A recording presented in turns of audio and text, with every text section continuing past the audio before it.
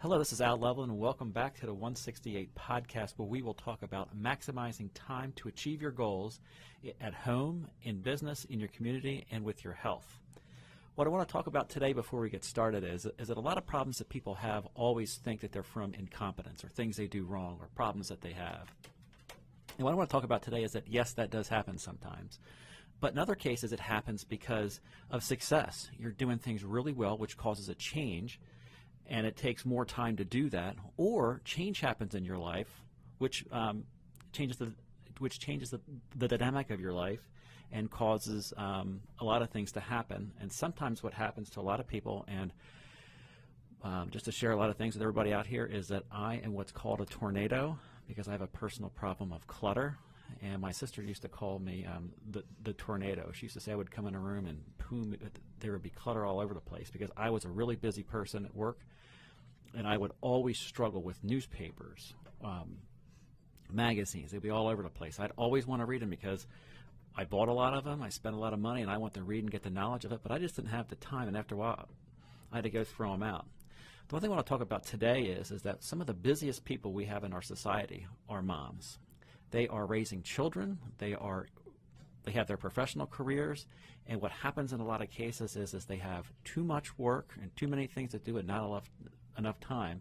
And similar to me, but sometimes on a grander scale, is that they have a lot of problems in their home, and that manifests itself sometimes with things getting cluttered up and the craziness of coming home and trying to get the kids ready after a long day at work and then sitting down and trying to do other things when it's late. And problems occur, and what we brought in today for the 168 podcast is a home organizer that specializes in moms. So we have Rachel Winter here today. So hello. Hi, Rachel. Hello, Al. Yes, and we're going to talk about home organizing, and first we're going to talk about Rachel's journey to becoming a home organizer, and then we're going to talk about tips about how we can help moms become organized and then stay organized. So welcome again, Rachel. Okay. Thank you for having me, Al. Yes. So take us through your journey between about becoming a home organizer. Okay. So I became a professional organizer. I'm also a declutter coach. People don't use that term enough, decluttering, but I consider myself both a declutter coach and a professional organizer. And I became both January of 2012. Can I interrupt you here one quick? Because sometimes people are, whenever I talk to people about professional organizers, they're like, what is a professional organizer? So kind of go back and do that first and say what a professional organizer is and then how you became one. Well, a professional organizer is very similar to hiring a personal trainer for the gym in that we are your biggest cheerleaders. We're coaches. We help the client create their systems. That's the key word, their foundation of order, I call it. So we help the client declutter, to purge, and people don't use that term enough, I feel like. So we guide the client. We help the client decide, keep or let go. What do they love? What do they use? What do they wear? We guide them. We help them to make those tough decisions. It's just like hiring a trainer at the gym. I really think it's a good analogy. When we come in, and I call them sessions, I call it organizing sessions. And I work 5 hours a day. And when I work with a client, it's like you pump iron. You're going to sweat. You're hiring a professional. You are paying money. You want to get the most out of that session.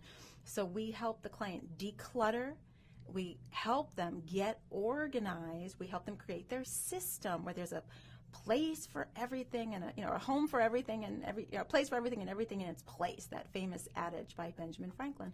And then we teach them the skills to stay organized. We want them to maintain it. When we leave, we want them to keep up with the organized system that we help them to create.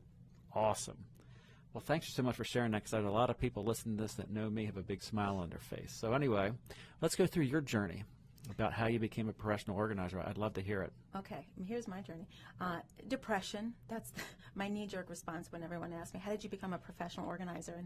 And I suffered with depression because I owned a very big business back in Connecticut. I'm originally from New York, grew up in Valley Stream, Long Island, but then worked for Norwegian Cruise Line for many years, met a nice couple in Alaska, and they fixed me up on a blind date with their son, and we've been married almost 20 years, but that got me to Connecticut. And when I lived in Connecticut, I opened a children's indoor play space. My whole background is working with kids, with Gymboree, in Norwegian Cruise Line, I ran the youth and teen program. So kids, always my whole 20-year career, plus career, working with children and families.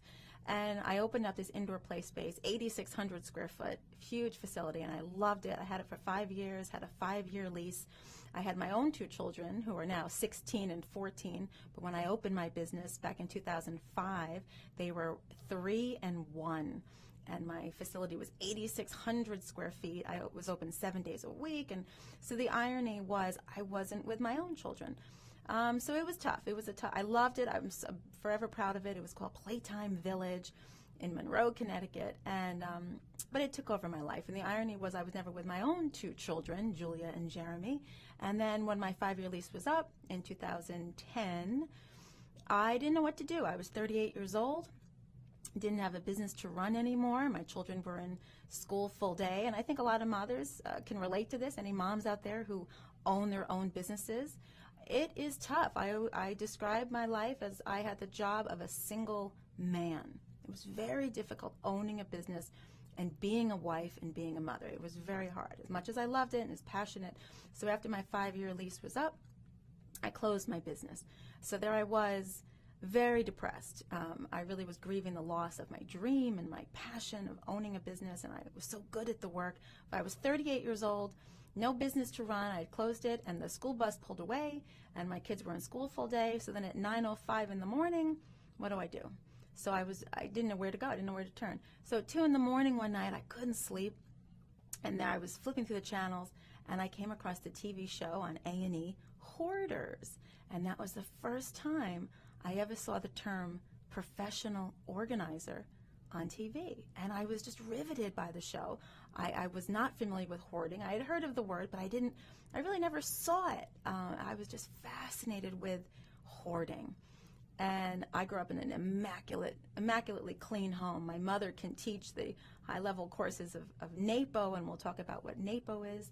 It's the National Association of Productivity and Organizing Professionals, but I grew up in a very organized, clean home. And so I was fascinated with the TV show. And the next morning when the school bus pulled away, I was feeling like a slug. I was in my pajamas, and, again, I did some research. I started my homework of what is this industry of professional organizing? Wow, what is this?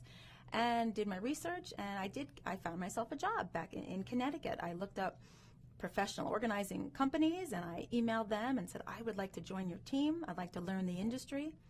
I'd like to work mommy hours. I remember distinctly saying I'd like to work 5 hours a day, 5 days a week. I would like my weekends off. I would always work weekends for 20 plus years, always working Saturdays and Sundays. And anyway, I got a job, worked with them for a year, and fell in love with professional organizing. And then after a year working for that company, decided to go out on my own, and Happy Home Organizers was born. And I just celebrated I've been in business over 6 years. I've been in the industry for 7 years now, but I have my company for about 6 years now. And here Awesome. we are. Yeah, that's great. Now, one thing, people become clutter monsters. That's what my sister used to call me. I was a clutter monster because I would have newspapers and magazines all over the place. And one thing that you share are some tips for, people get in these things for different reasons, but how do you help them get out of it? Well, the perfect storm for clutter is too much stuff. I call it TMS. Do you suffer with TMS, too much stuff? And who has time? Nobody has time. So not enough time and too much stuff. If things are always coming in to our home, clothing, toys, shoes, whatever. And if people don't take the time to donate, to declutter, to purge, to get things out of their home, and that takes time. It takes time and effort. You're going to suffer with clutter. There are a few definitions of clutter. We all know what clutter is, but I run seminars called How to Conquer Your Clutter. They're called Conquer Your Clutter, and in my seminars I teach clutter is homeless items. So the key, my tricks for decluttering are, whether you're working with your kitchen, here are some tips of decluttering. Whether you're working with your kitchen junk drawer or your garage, the technique is the same. everything's coming out. You literally have to empty that whole area. And I'm not saying attack your whole house in one day. Don't do that. Start small. I always say chip away. But for example, of that kitchen junk drawer, everything has to come out. So that, and you empty it out. That's now your opportunity to clean that area. And then you're going to start sorting. So step one in the decluttering process is sorting. Like with like, similar items with similar items. So you're going to make your categories. And then the fun part is keep or let go. If it's keep, do you love it? Do you use it? That's the key word. Do you use it? Do you need it? Do you love it? Does it spark joy? There is a famous book that has helped our industry, The Life-Changing Magic of Tidying Up by Marie Kondo, and that's helped our industry. It's brought more of the professional organizing into the limelight. But does it spark joy? Every single item in your home has to have a reason for living in your home. Everything is taking up space. So you take everything out, you clean your area, you start sorting like with like, you make your categories, and then you decide keep or let go. Keep or let go. Have fun donating, go to Goodwill, go to whatever charity you want, your church, your synagogue, whatever. And let's delve into that a little bit more, because I am I wouldn't say a hoarder, but I am a very clutter person.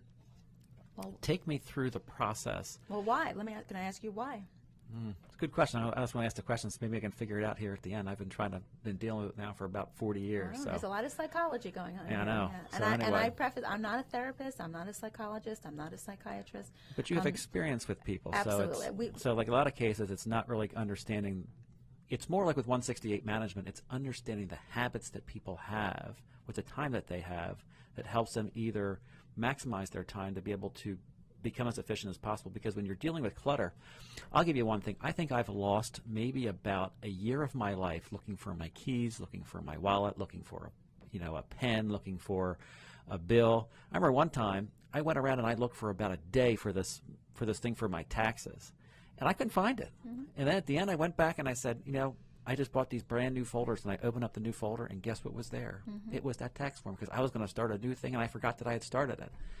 I really deal with it. So take me through But did that motivate you to do something about it, to change your habits? Because that you hit the nail on the head. That is the key word.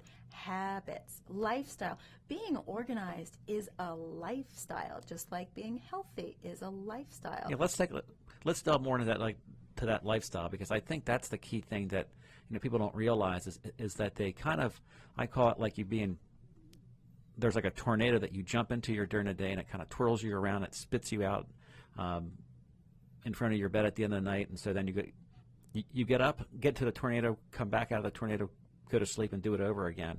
And so sometimes you're not really in control. As someone who helps somebody with that, is how do you help them develop the habits of staying organized? Well, you just hit another key word, control. Al, we all are in control of what comes into our home. Whether you walk in through your front door or you walk in through your garage, you control what items are entering your home. So people who suffer with TMS, with too much stuff, they're bringing items in, they're bringing items in, they're bringing items in, but things aren't going out of the home. They're not decluttering. They're not donating enough to Goodwill or whatever charity they want. So if things keep coming in and in and in, and things don't ever go out, what happens? So how do you get someone to kind of understand that? So I control when my life is out of control or my mind is elsewhere. How do you get the habit of saying, so like when the mail comes in, I open the mail, I put the mail on my desk, and then I go back and I watch TV for a little bit. Is it something where you kind of teach them the techniques about Yes. Don't keep them on your desk, you want to put them in a file or shred them? How do you go about getting people to actually do that part of the habit? Well, I can't force anyone to do anything, but you have to want it. Step one is you almost have to hit rock bottom. You have to reach your fed up point.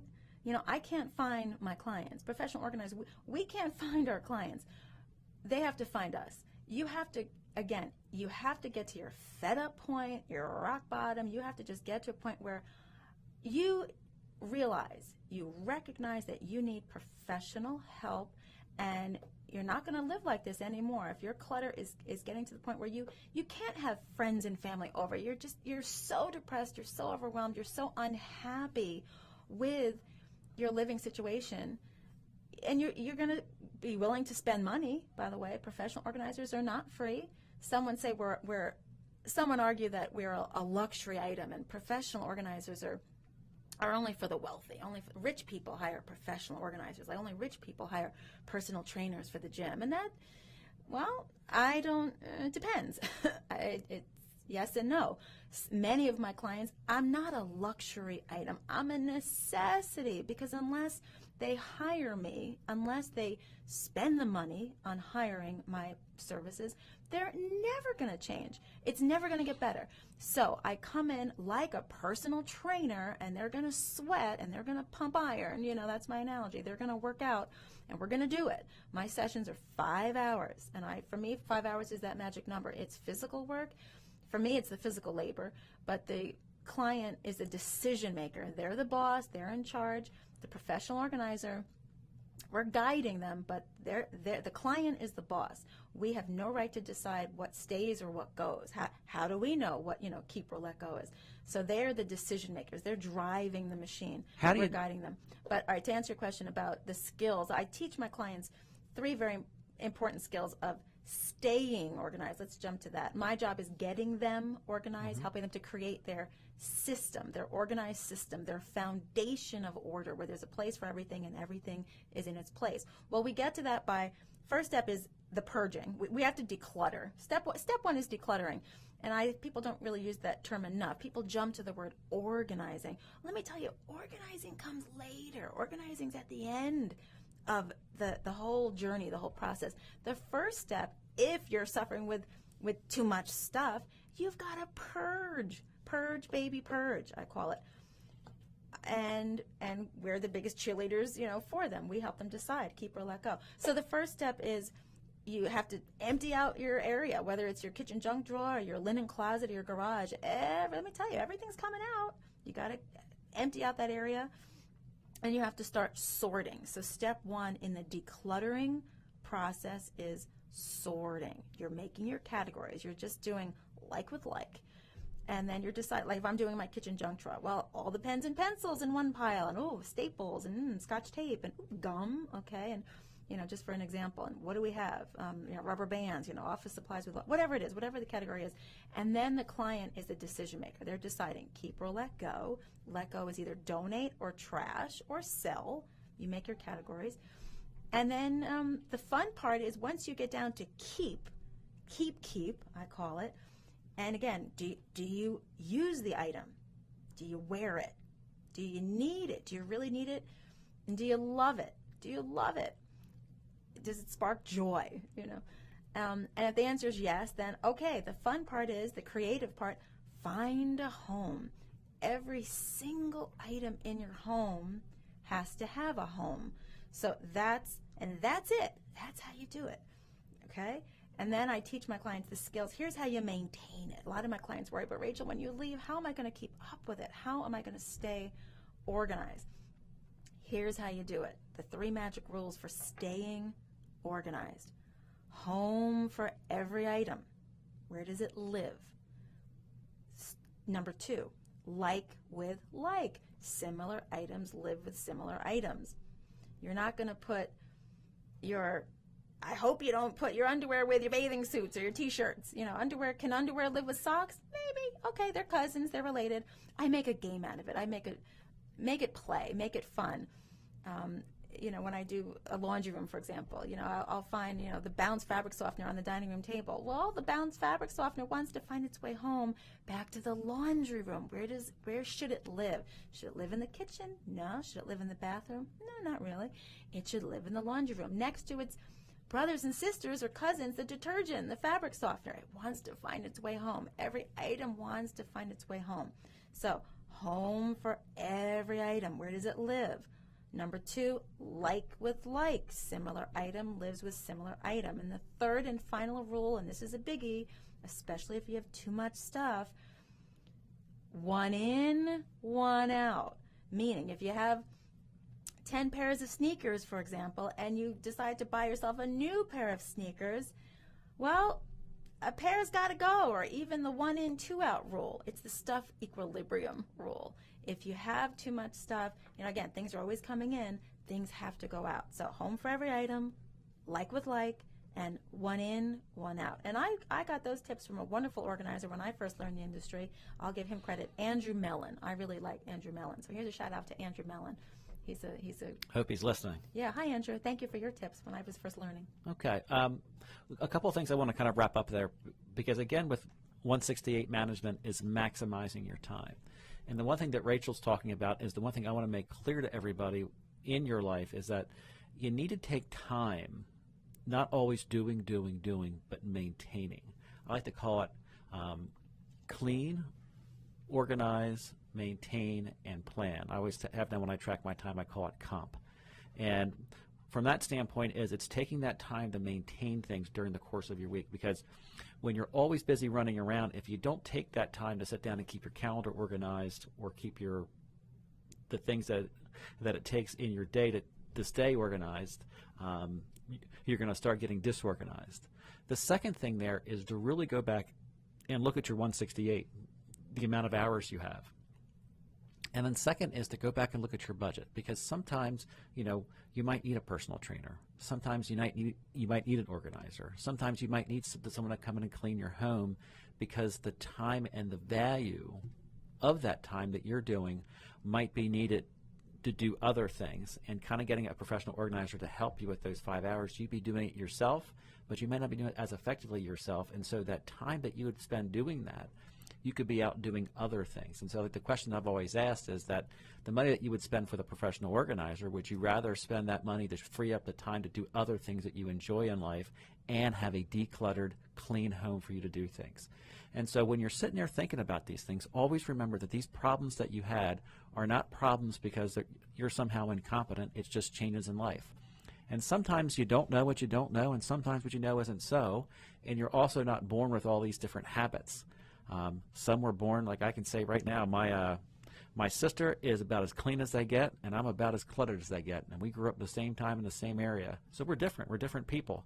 And sometimes our brains form differently, and sometimes you need help from other people. And Rachel, do you have any final thoughts here for everybody? Yes. I mean, professional organizers should not be a well-kept secret. A lot of people still don't know we exist, and that's why I enjoy doing shows like this and doing my seminars. I'm always trying to educate the public that if you need help, if you really are suffering with too much stuff, you're overwhelmed, you're just totally stressed out, you don't even know where to begin, and you want to enjoy your home again, you want to take pride in your home and love your home, and you should. If your quality of life is just lessened because of the clutter in your home, call a professional organizer. Think of it as not just a home investment, which of course it is a home investment, it's a life investment. We change lives. Your whole quality of life is going to improve tremendously. And Al, you talked about not being born with habits. Well, it's the skills. Some people are better at things than others, and I don't like cooking. I'm pretty good at it, but I'm exhausted when I get home, and I don't want to do it. So I spend, we have to choose where our money is going. I choose to spend my money sometimes on eating out or takeout. But some people, if you are suffering with clutter, you have to make a decision. Either you're going to do it yourself, follow my tips and do it yourself. But if you're realizing that it's just not getting done on your own, you can't do it yourself. It's not happening. You need to bring in professional help. Perfect. Well, thank you so much for your time today and joining us. I really enjoyed having this conversation. And I want to close with knowing that we each get 168 hours in a week. We get 24 hours a day, 7 days a week, and that's 168 hours. And from a time maximization standpoint is finding and using that time that brings the most joy and helps fill your cup in every area of your life, at home, in your profession, in your community, and also with your health. And sometimes you might enjoy this, and sometimes you might not. So always look to find someone who's an expert that can help you maximize your time to pursue the pleasures and goals that you have in your life. Thank you for listening, and look forward to coming back for Volume 3.